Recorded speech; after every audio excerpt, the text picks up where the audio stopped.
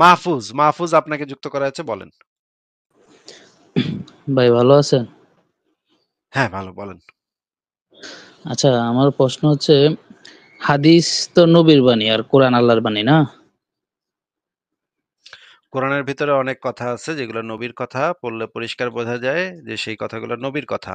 কোরআন যে আল্লাহর বাণী সেটা আপনি নিশ্চিতভাবে বলতে পারেন না। কারণ কোরআনের অনেকগুলা আয়াত থেকে পরিষ্কার বোঝা যায় না যে এটা আসলে কার কথা। জিবরাইলের কথা নাকি মুহাম্মদের কথা নাকি আল্লাহর কথা। কিছু আয়াত আছে আল্লাহর শুইনা মনে হইতেছে এটা আল্লাহর কথা, আল্লাহর কথা। আবার কিছু আয়াত আছে আ পড়লে মনে হয় যে এটা নবীর কথা। যেমন ধরেন আপনাকে আমি একটা উদাহরণ দেখাই। আ অনেকগুলো উদাহরণই দেখাতে পারবো। আমার কাছে সব রেডি করা আছে। আ ১ম এ আমরা স্ক্রিনটা কি দেখা যাচ্ছে ভাই? মাহফুজ, আছে না তো? স্ক্রিনটা কি দেখা যাচ্ছে?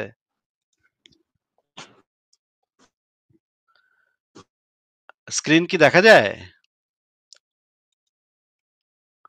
মাহফুজ, স্ক্রিন কি দেখা যায় কিনা?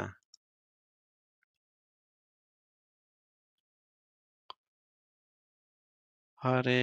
মাহফুজ, আপনাকে জিজ্ঞেস করছি। আপনার তো কথা শোনা যাচ্ছে না। আপনি কি কিছু বলছেন? স্ক্রিন কি দেখা হ্যাঁ, দেখা যাচ্ছে? যাচ্ছে ভাই। হ্যাঁ, দেখা যাচ্ছে এখন। হ্যাঁ, দেখা আচ্ছা, যাচ্ছে।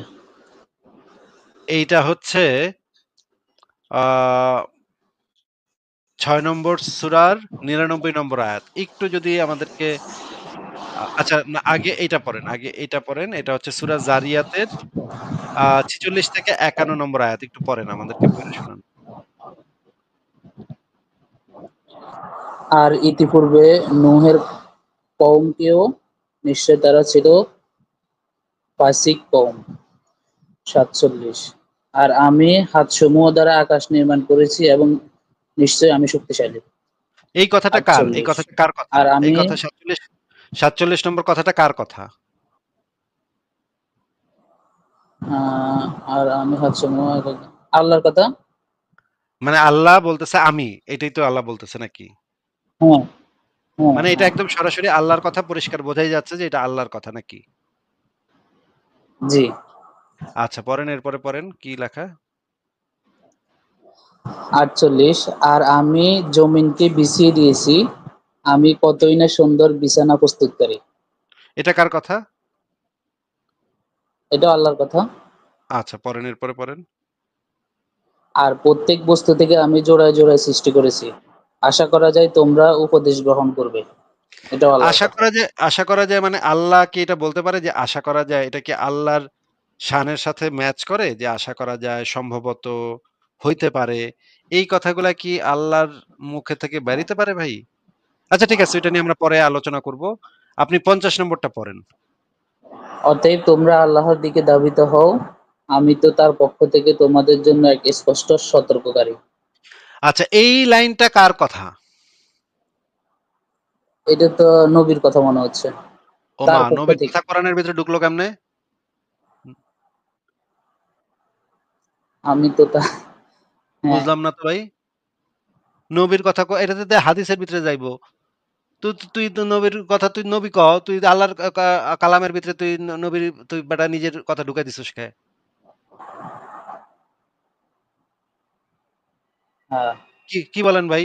নবীরে তো থাপড়ানি দরকার না। তুই আল্লাহর কথার ভিতরে নিজের কথা ঢুকাইলি কে? ২-২ টা আয়াত লিখলি, তুই মাঝখানে ৫০ নম্বর ৫১ নম্বর ঢুকাই দিলি। তুই নিজের কথা পট করে ঢুকাই দিছস। আরে কোরআন তো আল্লাহর বাণী। তুই তুই নিজের কথা বললি কেন এর ভিতরে? সেটাই তো হ্যাঁ ভাই, বোঝা যাচ্ছে।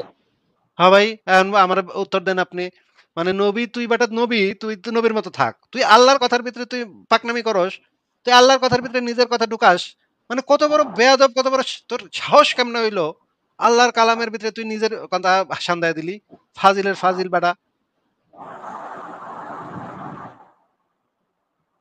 আবার আমি আপনার এই রকমের ইয়াও দেখাইতে পারবো।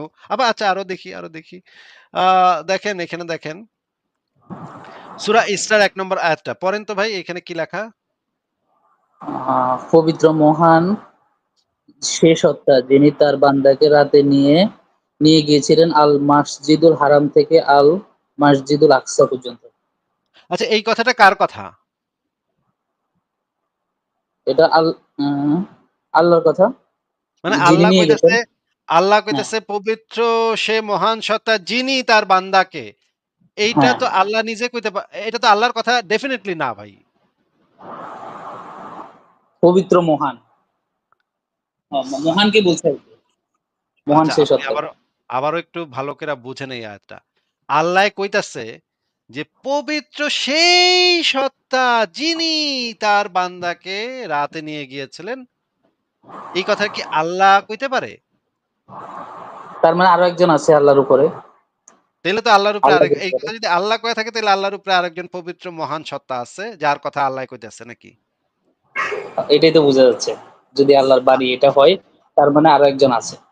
তিনি তার কথাই বলছেন। তারপরে আবার লেখা নিচে লেখা, "আমি বরকত দিয়েছি যেন আমি তাকে আমার কিছু নিদর্শন দেখাতে পারি।" তিনি আবার লাস্টে কইতেছে তিনি, মানে আল্লাহর উপরে আরেক আল্লাহ আছে।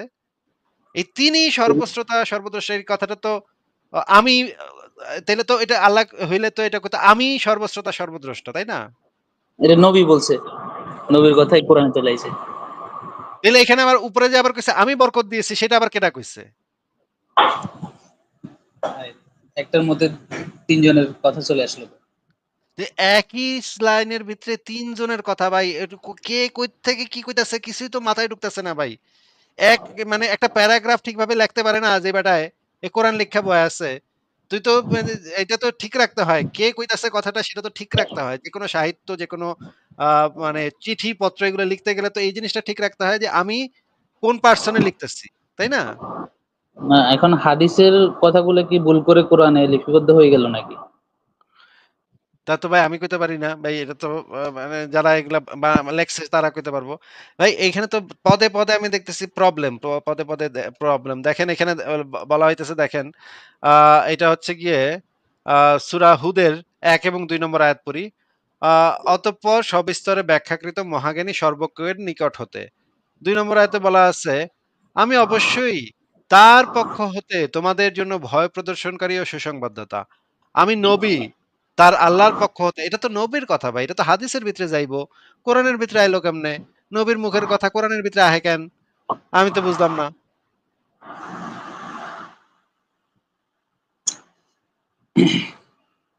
এখন আল্লাহর কথাটা নবী বলছে এজন্যই কি আসছে নাকি? নবীর মাধ্যম হয়ে বলছে? তো নবীর মাধ্যমে তো তাইলে এটা আল্লাহ কইবো এমনে কইবো যে আ আল্লাহ ছাড়া কারো ইবাদত করো না। নবী আমার পক্ষ হতে তোমাদের জন্য সতর্ককারী ও সুসংবাদদাতা। এইভাবে কথাটা কইব। নিশ্চয়ই নবী আমার পক্ষ হতে মানে আমার মানে আল্লাহর পক্ষ হতে তোমাদের জন্য এইভাবে তো কথাটা বলার কথা। নিশ্চয়ই আমি তার পক্ষ হতে এইটা যখন বলব তখন তো এটা নবীর কথা হয়ে গেল।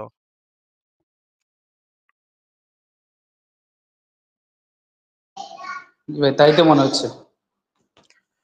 তাইলে এটা তো কিছুই তো মানে সেন্স মেক করতেছে না। আচ্ছা ঠিক আছে। আপনি বলেন আপনার প্রশ্নের পরের পার্টে যান।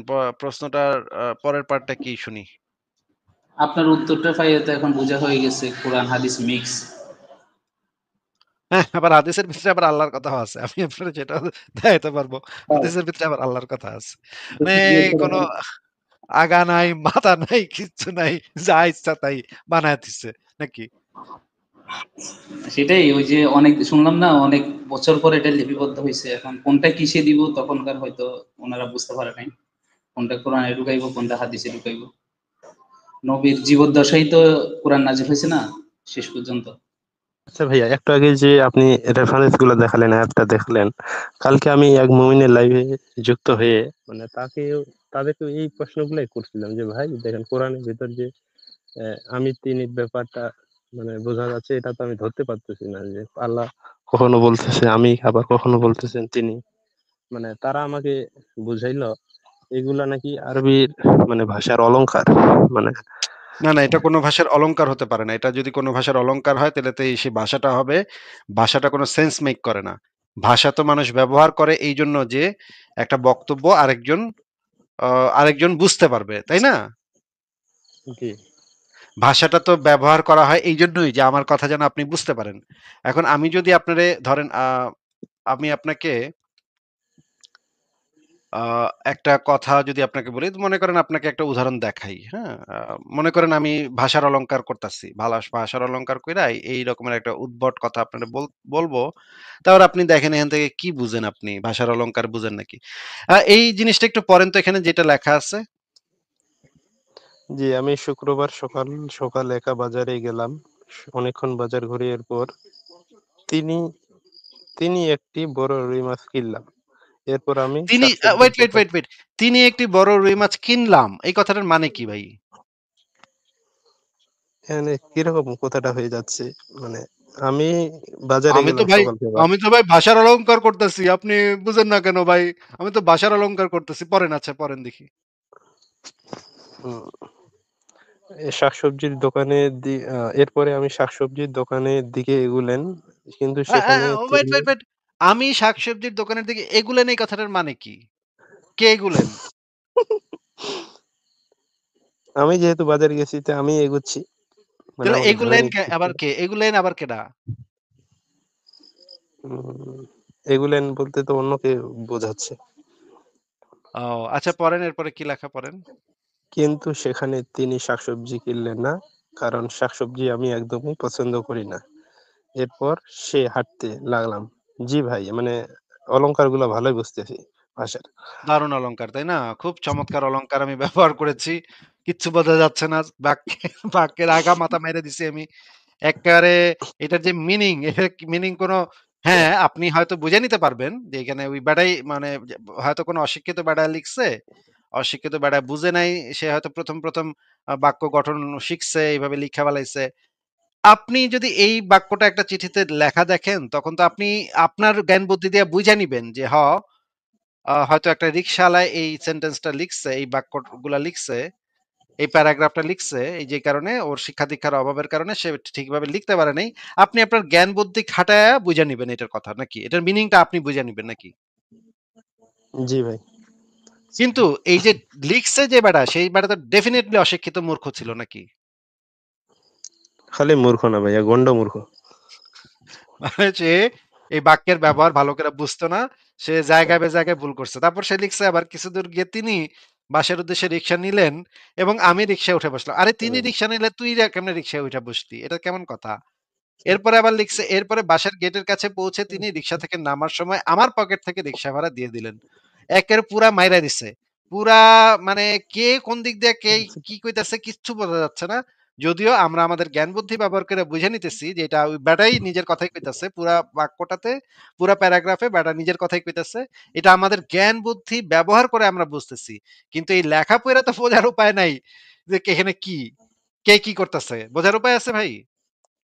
না ভাই না, একদম বোঝা যাচ্ছে না। এটা যেকোনো এই ভাষাতেই সমস্ত আমি বলি না ধুনভুন। কেন, যদি মিনিং নষ্ট হয়ে যায়, বাক্যের গঠনে যদি মিনিংই নষ্ট হয়ে যায়, তাহলে তো সেটার কোনো মানে থাকে না। এইটা সঠিকভাবে আচ্ছা। লিখতে হইলে এভাবে লিখতে হইতো, আমি শুক্রবার সকালে বাজারে গেলাম।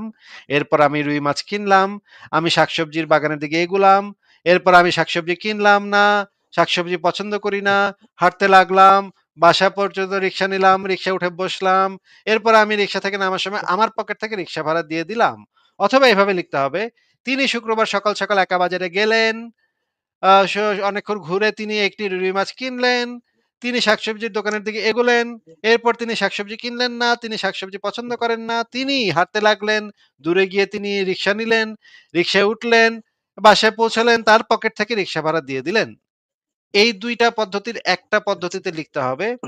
এই ২ টা পদ্ধতির একটা পদ্ধতিতে না লিখে যদি ২ টা মিক্স করে লিখি আমি, তাইলে তো ভাই ভাষার কোনো বোধগম্যতা থাকে না।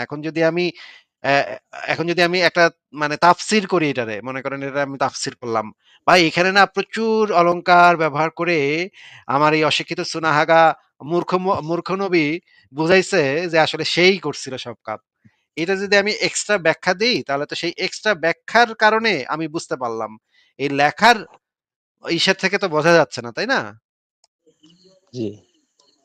আচ্ছা এবার বলেন ওই যে আপনাকে মুমিনরা কি উত্তর দিছে বলেন? মানে তারা আমাকে এইভাবে বুঝাইলো যে আসলে এগুলা মানে বুঝতে গেলে তোমাকে আরবি ভাষা পড়ে বুঝতে হবে।